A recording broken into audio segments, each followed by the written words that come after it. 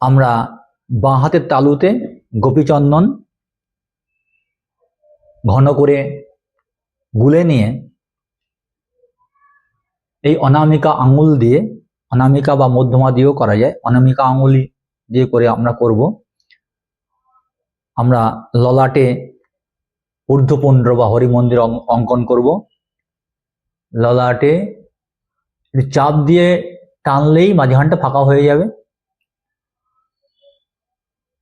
যে যেমনভাবে সুবিধা সেভাবে নিজেরা আয়ত্ত করবেন।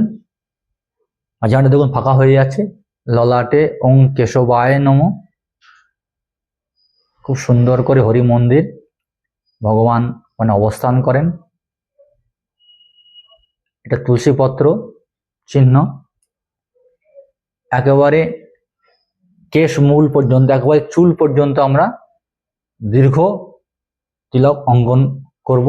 আর মাঝখানটা আমরা চাপ দিলেই ফাঁকা হয়ে যাবে।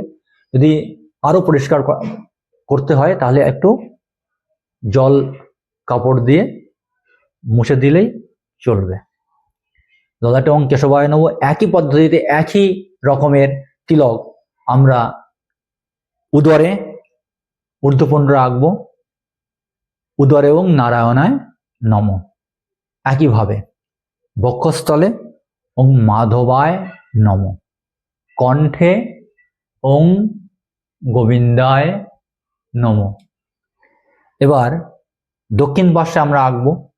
তখন তিলক চন্দন বাঁ হাতের অনামিকা আঙুলে নিয়ে আমরা দক্ষিণ পার্শ্বে আঁকবো।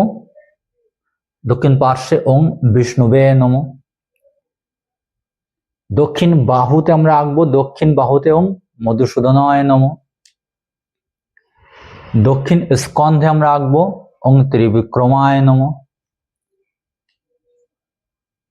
বাম পার্শ্বে আমরা আঁকবো ওং বামনায় নমঃ। বাম বাহুতে ওং শ্রীধরায় নমঃ।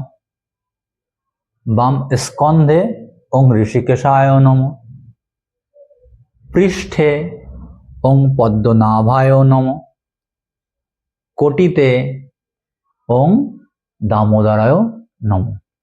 এইভাবে শরীরের দ্বাদশ স্থানে 12টি জায়গাতে আমরা ভগবানের হরি মন্দির বা ঊর্ধ্বপুণ্ড তিলক অঙ্কন করব।